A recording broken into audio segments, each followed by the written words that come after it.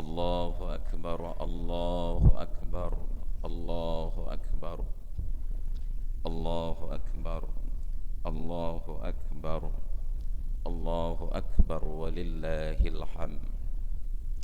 Alhamdulillahi wahdah, sadaqa wa'dah, wa nasara 'abdahu wa a'azza jundahu wa hazamal ahzaba wahdah.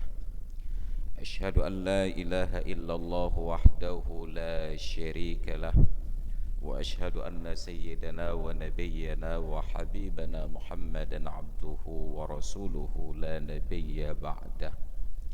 اللهم صل وسلم وبارك على نبينا وحبيبنا ومولانا محمد ابن عبد الله وعلى آله وصحبه ومن والاه. وقال الله تعالى في القرآن العظيم: أما بعد فيا عباد الله أوصيكم ونفسي بتقوى الله وطاعته لعلكم تفلحون ولا تموتن إلا وأنتم مسلمون. وقال الله تعالى في القرآن العظيم: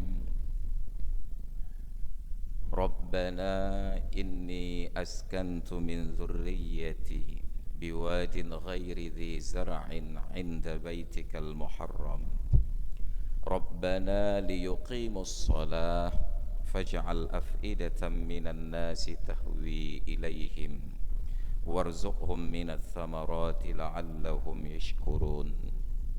صدق الله العظيم وبلغ رسوله الكريم ونحن على ذلك من الشاهدين والشاكرين والحمد لله رب العالمين وبعد. Hadirin dan hadirat jamaah salat Id yang dimuliakan Allah, pada hari ini hari raya terbesar umat Islam sehingga dinamakan sebagai Idul Akbar.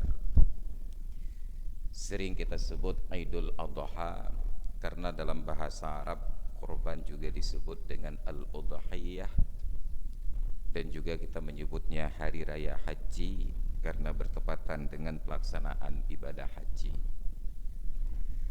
Hari ini kita menyaksikan sebuah kondisi dan fenomena yang mengajarkan sebuah perkara khusus kepada kita.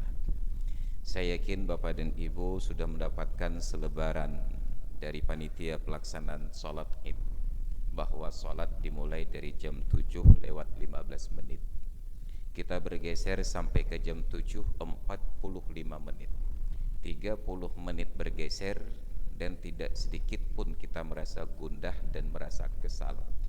Padahal terlambat setengah jam dari waktu yang dijanjikan. Kenapa? Karena kita dalam suasana berzikir. Orang-orang yang berzikir itu hatinya tenang, jiwanya tenang. Alladzina amanu wa tatma'innu qulubuhum bidzikrillah. Orang-orang yang beriman, yang hati mereka itu menjadi tenang karena berzikir kepada Allah. Ala bidzikrillahi tatma'innul qulub. Maka ketahuilah, dengan berzikir kepada Allah hati kita menjadi tenang. Karena itu pula lah ketika sudah tidak ada tempat untuk berpegang, tidak ada dinding untuk tempat bersandar, pada saat itu kita akan kembali kepada zikir. Coba perhatikan saat gempa terjadi, gak ada tempat untuk bersandar, dinding pun goyang, tiang pun bergoyang. Maka di saat itu kita kembali kepada zikir. Baik muslim ataupun non muslim di Aceh, saya yakin akan berucap La ilaha illallah. Makanya orang-orang tua kita menyatakan, si palih-palih orang Aceh tetap nak ke semahyang. Jemaat semahyang wajib uro Jumaat, semahyang sunat bauro raya. Mendoa wate cirit, meratib wate gempa. Itu standar kita orang Aceh. Tetap tidak pernah mengabaikan nilai-nilai solat tersebut. Dan seharusnya nilai yang kita praktekkan hari ini kita terjemahkan dalam keseharian. Sudah sejak lama ketika diundang berceramah di kantor-kantor pemerintah, saya perhatikan bahwa pelayanan di kantor itu tidak bisa cepat, perlu kehati-hatian dan ketelitian. Tetapi warga yang datang ingin diperlakukan dengan cepat. Dan ternyata orang Arab mempunyai jawaban. Mereka tulis di atas loket sebait kata, ij'alu sa'atan tidarikum sa'atan dzikri. Jadikan waktu menanti ini kesempatan untuk berzikir. Jadi ketika datang warga minta pelayanan agak sedikit terlambat dari antrian, kailap mohon katanya, tinggal tunjuk waktu mentang. Dang-dang terwate meratip-ratip ini. Nyam-nyumenan terpegat warga, insya-Allah sulit untuk kita luapkan emosi karena kita diajak untuk berzikir. Maka sepatutnya di kantor-kantor pemerintah, pada ruang-ruang pelayanan masyarakat, perizinan dan lain sebagainya, seharusnya diputar musik instrumentalia tentang solawat, tentang nasyid, agar hati menjadi tenang. Syukur-syukur bila nasyid dan solawat itu sendiri yang dilantunkan. Tenang, ketenangan batin merasuk ke dalam diri kita dengan untayan-untayan kalimat zikir, apalagi dengan takbir yang menimbulkan motivasi dan semangat. Ketika umat Islam ingin menaklukkan Mesir yang di bawah kekuasaan Romawi, di bawah pimpinan Panglima Amru ibnul As, mereka menggempung sebuah benteng yang terdapat di provinsi Fustat, pertahanan terakhir orang Romawi. Umat Islam datang dengan jumlah yang kalah banyak dibandingkan pasukan yang menanti. Tetapi ketika strateginya tepat, kata Panglima Amru ibnul As, kalau kita datang di waktu siang, mereka melihat jumlah kita. Kalau kita datang di waktu malam, mereka dalam keadaan siaga. Maka kita kepung benteng itu setelah subuh, kita datang dengan suara takbir yang bergema. Ketika strategi ini diterapkan, dikepung benteng dengan lantunan suara takbir, bukan dengan letusan meriam dan senjata. Pasukan Romawi yang di dalam benteng tersebut angkat bendera putih dan menyerah. Begitu senjata mereka dilucuti, baru mereka tersadar bahwa jumlah pasukan yang menyerang tidak sebanding dengan mereka yang bertahan di dalam. Gema takbir menimbulkan semangat dan motivasi. Allahu Akbar, Allahu Akbar, Allahu Akbar walillahil hamd. Maka pada hari-hari seperti ini Allah ingatkan di dalam Al-Quran surat Al-Hajj, wa adzim fin nasi bil hajj ya'tuka rijalan wa ala kulli dhamir ya'tina min kulli fajjin amiq. Wahai Ibrahim, serukan manusia untuk menunaikan ibadah haji. Pasti mereka akan datang kepadamu dengan berjalan kaki, dengan menunggang setiap binatang yang kurus-kurus. Mereka datang dari berbagai penjuru yang jauh-jauh. Apa tujuannya? Liyashhadu manafi'a lahum, agar dalam prosesi pelaksanaan ibadah haji mereka menyaksikan manfaat-manfaat yang kembali kepada mereka. Wa yadhkuru smallahi, dan agar mereka berzikir menyebut nama Allah. Kapan berzikir tersebut? Fi ayyamin ma'lumat, pada hari-hari yang telah diketahui. Para ulama dalam kitab tafsirnya mengartikan ayyamam ma'lumat sebagai ayyamut tasyrik, agar mereka berzikir pada hari-hari tasyrik. Kenapa kita berzikir? Ala ma razaqahum min bahimatil an'am, atas rezeki yang telah Allah beri dari daging binatang ternak. Maka sepatutnya dalam hari-hari yang akan datang, dimanapun tempat di Aceh kita berpijak, yang katanya konon negeri ini bersyariat Islam, maka sepatutnya kumandang takbir yang terdengar.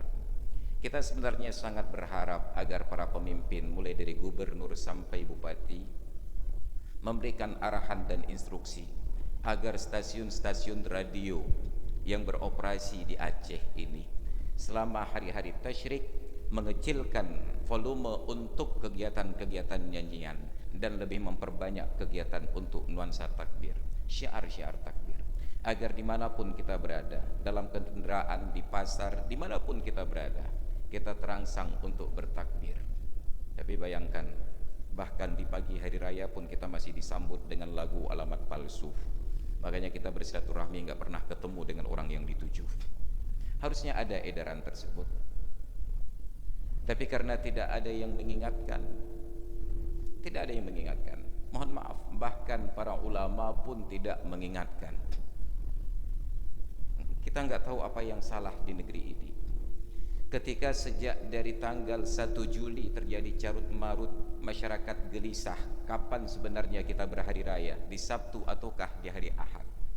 Kita sangat berharap mendapatkan wejangan dari Majelis Permusyawaratan Ulama di tingkat provinsi untuk menenangkan kerisauan masyarakat. Sejak hari Kamis tanggal 1 kita sudah mulai heboh, mereka baru keluarkan rilis pada hari Kamis tanggal 7. Dibiarkan kita masyarakat ini untuk berdebat dengan sesama sendiri. Bayangkan, bahkan peran keulamaan yang resmi pun sudah tidak berfungsi di negeri ini. Apalagi kita harapkan? Maka kalau kita hanya berharap kepada bupati dan wakil bupati untuk melihat semua aspek, masing-masing mereka hanya punya 2 anak mata. Pemerintahan itu tidak berjalan hanya karena bupati dan wakil bupati. Pemerintahan itu berjalan karena setiap elemen masyarakat merasa memiliki dan bertanggung jawab. Maka tentang kehidupan bermasyarakat itu diajarkan dengan tuntunan yang sangat tinggi. Dimulai dalam kehidupan berumah tangga. Di rumah tangga itulah sumber pemerintahan yang paling utama. Apabila Abdiya ini, apabila Blang Pidi ini, masing-masing keluarga itu adalah keluarga yang sukses mengurus diri sendiri, maka itu adalah representasi dari sebuah pemerintahan yang berjalan dengan baik. Tapi kita hanya menganggap pemerintahan tersebut di tingkat bupati, wakil bupati, kecil dan lain sebagainya.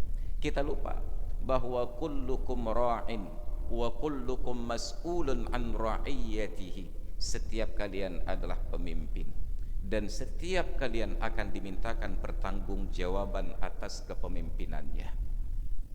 Allah dan Rasulnya menggunakan kata ra'in, bukan imam. Ra'in itu secara harfiah dalam bahasa Arab penggembala.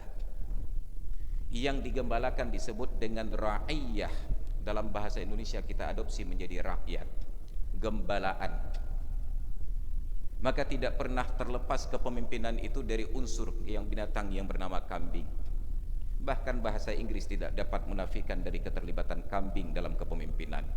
Maka dalam bahasa Inggris kepemimpinan itu disebut dengan leadership. Dicilap dalam kamus partnership, domba. Maka ketika pemerintahan ingin dirusak, cara yang paling mudah bukan dengan mengadu manusia, tapi dengan mengadu domba. Semua dimulai dari persoalan kambing. Makanya Rasulullah katakan, ma ba'atsallahu nabiyyan illa ra'al ghanama. Allah tidak pernah mengutus seorang nabi kecuali pasti nabi itu dulu pernah mengembalakan kambing. Sahabat-sahabat yang duduk di samping beliau bertanya, wa anta ya Rasulullah, anda pun dulu menggembalakan kambing ya Rasulullah? Nabi menjawab, na'am, kuntu ar'aha ala qararita li ahli Makkah. Iya, dulu saya menggembalakan kambing untuk mendapatkan upah beberapa qirat, yang kambing itu milik warga Mekah. Allahu Akbar, Allahu Akbar, Allahu Akbar, walillahil hamd. Hadirin kaum muslimin jamaah salat Id yang dirahmati Allah. Jangan kita menyalahkan kepemimpinan di tingkat provinsi dan kabupaten ataupun kampung. Pecit neduk ke gubernur haik natu, pecit neduk ke bupati haik nematu, pecit neduk ke kecik haik nematu. Tecit loh draw tilai, jet ke lako ke kepala rumah tangga ik nematu. Ada tanggungjawab terkecil.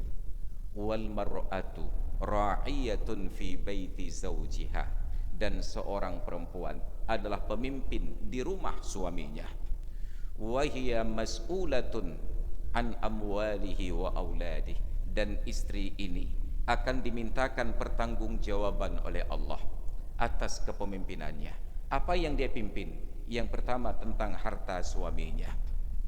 Maka dalam rumah tangga, ketika seorang pria masih berstatus lajang, dia mencari nafkah, mendapatkan kekayaan, harta miliknya adalah harta milik ayah dan ibunya. Anta wa maluka li abika, engkau dan hartamu adalah milik ayahmu. Tapi pada saat pria ini menikahi seorang wanita, bahkan ibunya masuk ke rumahnya, akan menjadi seperti seorang tamu. Yang berkuasa dalam rumah adalah istri. Maka pantangan terbesar dalam kehidupan sebenarnya adalah mempertemukan dua orang yang berstatus istri di dalam sebuah rumah. Dan itu kita langgar di Aceh. Betapa banyak rumah tangga di Aceh yang ketika anak laki-lakinya dinikahkan ingin agar menantu yang perempuan tetap tinggal bersama. Dua-duanya berstatus istri. Hanjit lam tabuh kapai dua buah kemudaw. Itu pantangan. Dan pantangan itu menjadi sebuah keniscayaan di negeri kita. Maka ada pepatah yang menyatakan, ada bahasa bijak yang menyatakan bahwa orang yang baru kawin tahun-tahun pertama tetap harus tinggal di komplek PMI, perumahan mertua indah. Yang tinggal sajan tuan yang ke sumber penyakit. Tinggal sajan tuan sumber penyakit. Bahkan je tinggal sajan tuan. Bahkan je tuan kalau katanya tinggal sajan ganyan. Karena ada dasar sebelumnya. Kita bangun rumah besar-besar. Dah pegat rumah ubay kapai Nabi Nuh. Ahwate tanyang legap keperayaan rumah. Saya punya anak 1-2. Nanti kalau mereka berkeluarga bisa tinggal di rumah yang sama. Kita berharap bahwa menantu kita akan tinggal bersama dengan mertuanya, padahal kita dalam status sebagai menantu yang keluar dari rumah mertuanya. Tidak ada menantu yang ingin tinggal di rumah mertua kecuali menantu gagal.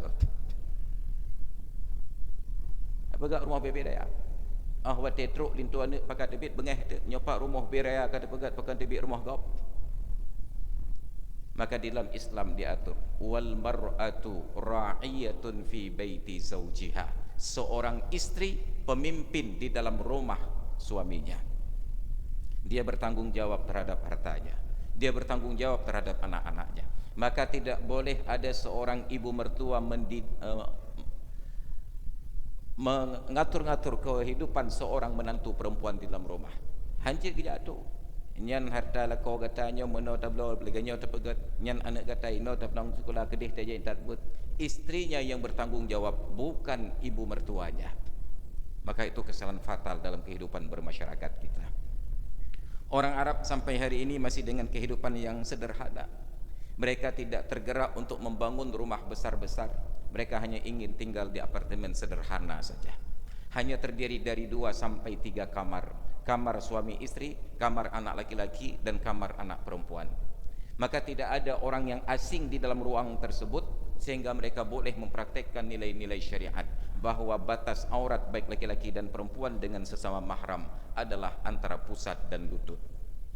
Tapi hanjit dah prakteknya di Aceh, hanjit dah puputnya di Belang Pidi. Karena dalam satu rumah, mulai dari kakek dan nenek di tempat tersebut, ayah dan paman tih yahwa pacut wen ngon poya asinan truk bak cucu-cucu 6 tahun. Maka ketika seorang perempuan membuka auratnya, dia sedang berbuat maksiat.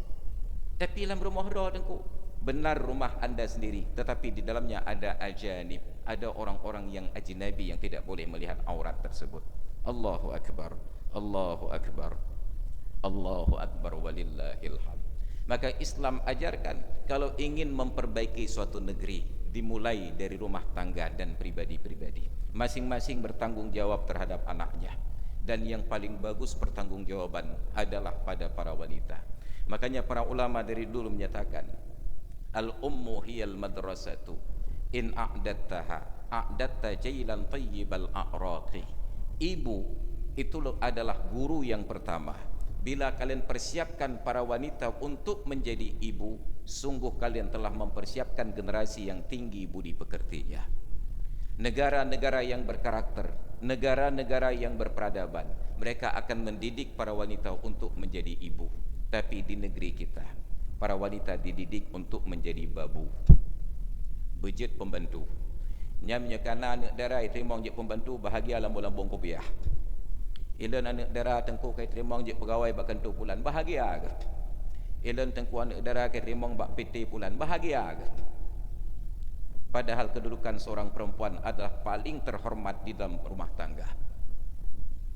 Dalam negara, ketika seorang raja lama sudah hilang jabatannya diwariskan kepada putra mahkota, maka raja lama ini tidak punya nama di dalam lembaga kerajaan. Tapi istri dari raja lama ketika suaminya tidak lagi menjabat, dia tetap punya jabatan, disebut dengan ibu suri. Dia punya kewenangan untuk memberikan pesan spiritual. Tetap ibu yang paling penting. Tapi kita gagal mendidik para wanita untuk menjadi ibu. Kita bangga bahwa angkatan kerja perempuan di Abdiya ini sangat hebat. Kita tidak pernah merasa bangga ketika orang-orang perempuan di Abdiya ini menjadi ibu-ibu rumah tangga yang hebat. Pertanyaannya, lalu kenapa orang perempuan ingin bekerja? Tentu karena mereka cemburu tidak ada fasilitas yang diberikan oleh suaminya. Coba andai kata suami punya tanggung jawab, mau bekerja keras untuk menghasilkan rezeki dan nafkah, lalu dia fasilitasi istrinya, patut gebi Honda, patut geblo motor, gejuk belanja hati puro, nyan nak tinggal lalu lelaki kerja. Kenapa istri minta kerja? Kita kurung mereka di dalam rumah tanpa fasilitas sama sekali. Baru bisa keluar apabila diajak oleh suaminya. Baru bisa berbelanja apabila minta uang kepada suaminya. Coba berikan mereka apa yang diberikan oleh perusahaan. Enggak ada orang yang ingin repot-repot bekerja bila uang dan rezekinya masuk. Hana orang yang peheh tubuh, pok-pok sempom. Tapi kenapa ini terjadi? Karena para suami gagal memfasilitasi istri dengan hak-hak yang sepatutnya mereka dapatkan. Allahu Akbar, Allahu Akbar, Allahu Akbar walillahil hamd. Maka kalau bapak-bapak sekarang berfikir, tapi istri kami sudah mapan Pak Ustaz, dapat gaji 5 juta sebulan. Ni citop gaji 5 juta apakah? Gata teduk di rumah nyopat peng 5 juta sebulan, nyopat kenderaan operasional. Item jak mentang makan tu. Menyementang lah kejak makan tu, bik-bik paah urinong gaji gejuk, fasilitas gejuk, mentang lah kejak makan tu cik. Nyan hana but mita but cok lakin sili perut cok tapi ut ada urun doha. Ada kewenangan. Maka kita mulai dari rumah tangga. Nabi Ibrahim adalah keteladanan di bidang tersebut. Beliau tidak memfasilitasi istri dengan kemudahan, tapi beliau ajarkan kepada istri sebuah sikap yang disebut dengan tawakal. Ketika terjadi ribut antara istri pertama Sarah dengan istri kedua Hajar, Ibrahim ungsikan istri dan putranya tersebut ke sebuah tempat yang saya yakin tidak ada seorang wanita hari ini bersedia diperlakukan demikian rupa. Di negeri yang Nabi Ibrahim sendiri ceritakan di dalam doanya, Rabbana inni askantu min dzurriyyati, wahai Tuhan kami, sesungguhnya aku tempatkan sebahagian dari keluargaku, biwadin ghairi dzi zar'in, di sebuah lembah yang tidak ditumbuhi oleh sebatang pohon kayu pun, inda baitikal muharram, di samping rumahmu yang mulia. Mesti bak kaya hani timoh, mesti ra urang hana lewat, mesti binatang hani tegah. Ketika ditinggalkan Hajar di tempat tersebut, Ibrahim berbalik arah kembali ke Mesir. Hajar bukan wanita yang sangat bodoh sampai lupa bertanya. Maka dia datangi suaminya Ibrahim dan bertanya, ila ayyi syai'in takilna, kepada siapa engkau akan serahkan kami? Ila syarabin takilna au ila ta'amin takilna, apakah ada sisa minuman dan makanan untuk kami berpasrah diri? Ibrahim bergeming, dia tetap ke arah pandangan yang akan dia tuju. Ketika melihat suaminya berkeras hati, maka Hajar membalikkan pertanyaan, Allahu amaraka bihadza, Allahkah yang suruh engkau untuk melakukan hal seperti ini? Apakah ini perintah Allah untuk meninggalkan kami di tempat seperti ini? Ibrahim menjawab, na'am, iya. Ketika yakin bahwa itu perintah Allah, dengan kepasrahan tinggi Hajar menyatakan, idzan falayyudayyanallahu, menyaka Allah Ta'ala yang Allah Ta'ala tidak akan sia-siakan kami. Kajet nuwayu. Berangkat Ibrahim ditinggalkan istri dan anak tanpa bekal. Hana kartu ATM, hana peng, hana bu, hana i, hana makanan, hana buah kaya. Berdua dengan seorang bayi kecil. Tapi Ibrahim ketika meninggalkan istri tidak berpasrah begitu saja. Beliau titip kepada Allah. Beliau berjalan sampai ke dataran tinggi Kudai, berhenti, menghadap kembali ke posisi anak dan istrinya, dan beliau tengadahkan tangan kepada Allah. Rabbana inni askantu min dzurriyyati biwadin ghairi dzi zar'in, wahai Tuhanku, aku tempatkan sebahagian dari keluargaku di sebuah lembah yang tidak ditumbuhi oleh sebatang pohon kayu. Rabbana liyuqimus shalah, apa tujuannya? Agar mereka mendirikan salat. Tawasulnya jelas, bitim semahyang ya Allah. Kalau mereka mau salat, faj'al af'idatan minan nasi tahwi ilaihim. Jadikanlah hati-hati sebahagian manusia ini cinta kepada mereka. Warzuqhum minats thamarat, dan berikan rizki untuk mereka dari berbagai jenis buah-buahan. Negeri Mekah yang gersang, tiba-tiba dikabulkan doa Nabi Ibrahim. Tidak ada seorang pun yang beragama Islam yang hari ini tidak tergerak hatinya untuk menuju ke sana. Padahal petakalan di negaranya. Hana yang najid Kaabah berbentuk kubus itu pun tidak simetris, bangunan sederhana, tapi panggilan Nabi Ibrahim mengetuk hati setiap manusia. Kita tergerak tajak sana. Tapu belau lampu, tapu belau tanah, tapu belau rumah, Bandung tapu belau. Yang penting kita cara berduk Mekah, padahal hanya untuk melihat kubus sederhana tersebut. Warzuqhum minas thamarat, berikan rizki mereka ya Allah dari berbagai jenis buah-buahan. Coba tanyakan kepada saudara kita yang sedang menunaikan ibadah haji, peboh kaya yang hana di Arab, padahal yang timoh cibak kerma dengan kaktus lagi. Boh pisang raya pisang Arab dengan pisang danyo, kacang raya kacang Arab dengan kacang danyo, boh apel mameh di Arab dengan bak katanya, boh anggur dempu lebih hede, truk bak boh drin. Nah itu dia. Karena tawassulnya benar dengan solat. Kita di Aceh, pebak yang hana, truk bak kerma kena, yang hana cik boh terkait. Makanya orang Aceh komoditas unggulannya tidak dalam bentuk buah-buahan. Komoditas unggulan kita dalam bentuk daun-daunan.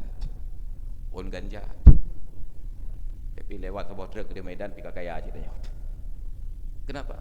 Karena tawassul kita tidak benar. Rabbana liyuqimus shalah, wahai Tuhan kami, agar anak-anak kami mendirikan salat. Jadikan hati manusia cinta kepada mereka, dan ya Allah berikan rezeki dari berbagai jenis buah-buahan. Maka hari ini sebentar lagi selesai dari pelaksanaan khutbah ini, kita akan masuk dalam pelaksanaan penyembelihan hewan kurban. Kurban itu adalah sebuah filosofi. Kurban itu adalah sebuah tiang monumen, tapi substansi di belakangnya terlalu panjang untuk diurai. Kita sekarang hanya ingin membangun monumen tanpa ada nilai sejarah di belakangnya. Monumen tanpa sejarah tidak akan bermakna dan tidak akan dikunjungi. Ibrahim ketika berkorban menyembelih Ibrahim, itu adalah simbol puncak keberhasilan beliau mendidik anak dan keluarga. Dicari istri yang sesuai untuk menjadi ibu bagi anak-anaknya. Mita perumahnya kan kelagak rupa. Kalau sekedar untuk cantik rupa, babineh jalan tadong dunso je dah tunjuk. Ada brok-brok muka urinang, tinggal temita belanja tabau Thailand, tabau kedai Korea Selatan, nyai wo langsung lega. Yang hitam je putih, yang pesek je kemancung. Tapi kawin ini bukan tentang mencari istri. Kawin adalah tentang mempersiapkan calon ibu untuk anak-anaknya.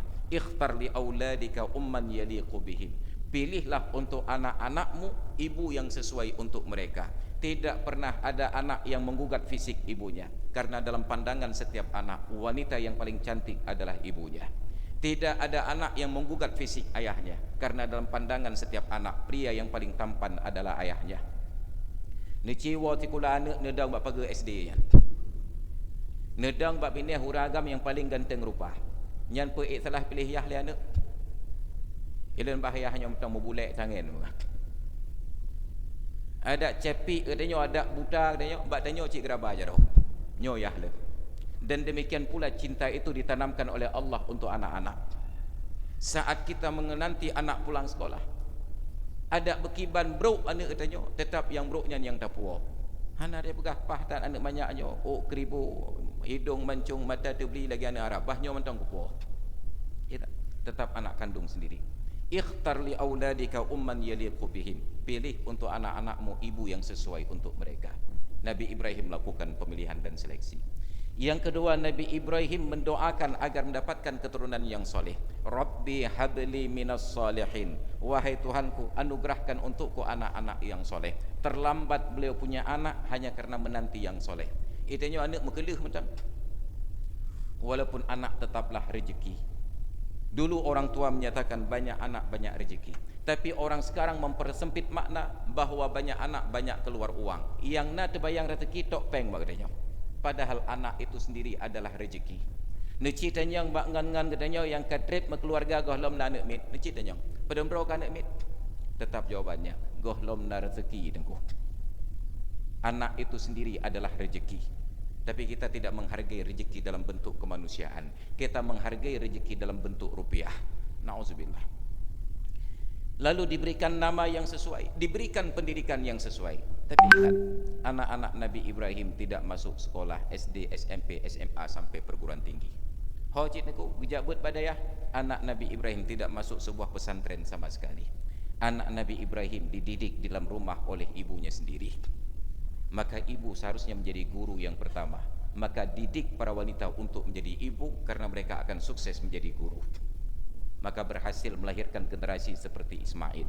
Ketika proses pendidikan ini berjalan dengan baik, sampai pada waktunya Allah menguji kecintaan Ibrahim kepada Allah, maka ditantang, coba sembelih putramu. Ini proses dari perjalanan yang sangat panjang. Falamma aslama wa tallahu lil jabin nudiya ayya Ibrahim qad saddaqta ar-ru'ya.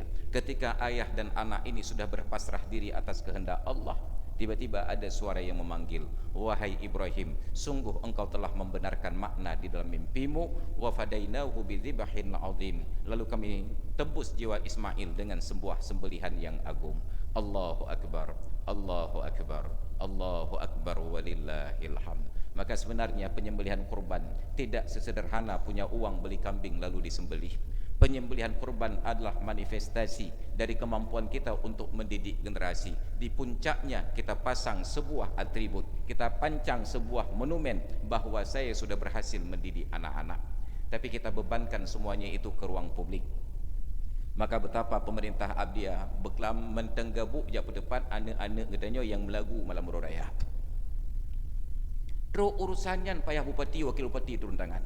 Ia ngan maji hodo. Maka seharusnya di malam-malam hari raya kita ajak anak-anak kita duduk berkumpul. Dan itu pula yang selalu saya gugat. Mulai dari tingkat provinsi Aceh, malam hari raya kita ajak semua warga untuk pawai takbir. Di Banda Aceh itu yang ada kegiatan malam hari raya hanya dari depan Masjid Raya sampai dengan Simpang Surabaya. Di Lampineng, Darussalam, Icakeeng, Nyahna Raya. Tidak ada kumandang takbir di masjid-masjid. Kalaupun di masjid itu ada kumandang takbir, yakinlah yang bertakbir hanya 2 orang saja.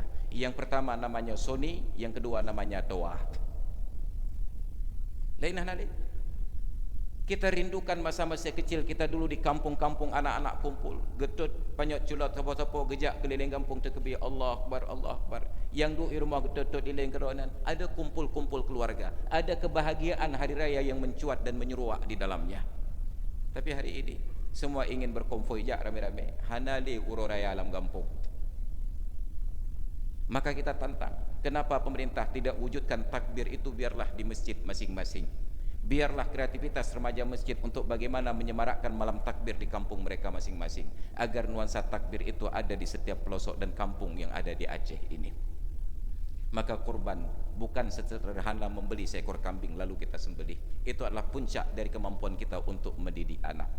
Saya juga punya anak seperti bapak dan ibu. Kalau sekolah usianya sudah kelas 2 SMA, saya antarkan ke pesantren. Walaupun saya punya pesantren sendiri, hanjit daripada baik kerau, ipegak peraturan kerau untuk kerajaan, saya antarkan ke pesantren. Tapi ketika pulang kampung, saya hanya punya 2 mata untuk mengawasi.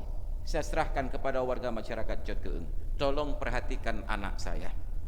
Bila dia melakukan pelanggaran, patut ditegur, tegur. Patut dicutin, dicutin. Patut ditampa, patut ditepuk. Dan setiap orang yang mampu melakukan hal tersebut dan dibuktikan dengan foto dikirim, saya akan ganti untuk anda biaya pulsa 25.000. Baru 1 orang yang melakukan, dan alhamdulillah tidak sanggup kita untuk mengawasi anak masing-masing sendiri. Juk peluang orang lain untuk mampu mengontrolnya. Nyona orang item dengan sukarela aja tegur, Pak, anak orang kai pegat salah. Pesalah anak dan ipip rokok. Peng kai ipip gerol je pekah garu. Kontrol sosial tidak akan berjalan. Maka jadikan warga masyarakat peduli kepada anak kita. Berikan rangsangan dan motivasi kepada mereka. Berikan sugesti. Siapapun yang mampu mengawasi anak saya melakukan pelanggaran, lalu beritahukan ke saya. Saya akan hargai setiap saran anda tersebut. Misalnya kirim pulsa 10.000. InsyaAllah kepedulian sosial itu akan meningkat. Hana payah gedran wakil bupati lagi berkelam jak paman. Masing-masing jaga gerong. Ya dah jawab salah, dak pucik bu peti, pucik bu wakil peti, penyam mentang bu katnya. Tugas mereka adalah administrasi.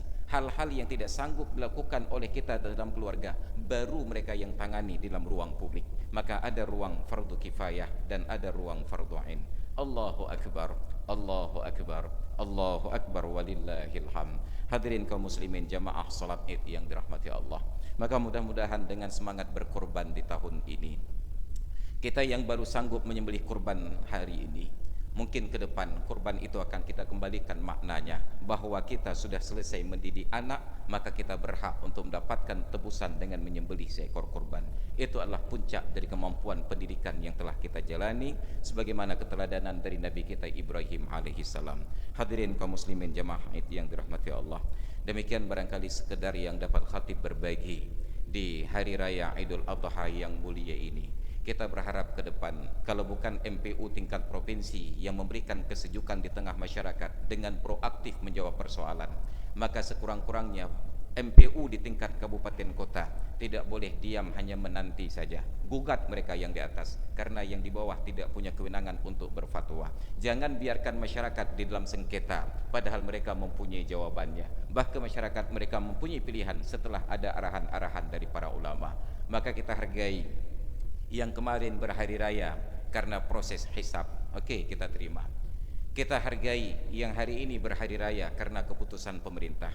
Tapi yang kita patut curiga, yang kemarin berhari raya saat ditanya pekan bara muro raya, karena di Arab tengah muro raya itu. Itanya kalau termayang awaknya ibu dah galam. Orang mengikuti tapi membelakangi. Maka harus ada nilai filosofi saat kita melakukan sebuah ibadah, dan mudah-mudahan ibadah kita di hari ini diterima oleh Allah Subhanahu wa taala. Amin ya rabbal alamin. Terima kasih atas perhatian dan mohon maaf atas segala kekurangan. Barakallahu li wa lakum fil Qur'anil azim wa nafa'ani wa iyyakum bima fihi minal ayati wadh-dhikril hakim wa taqabbala minni wa minkum tilawatahu innahu huwas samiul alim.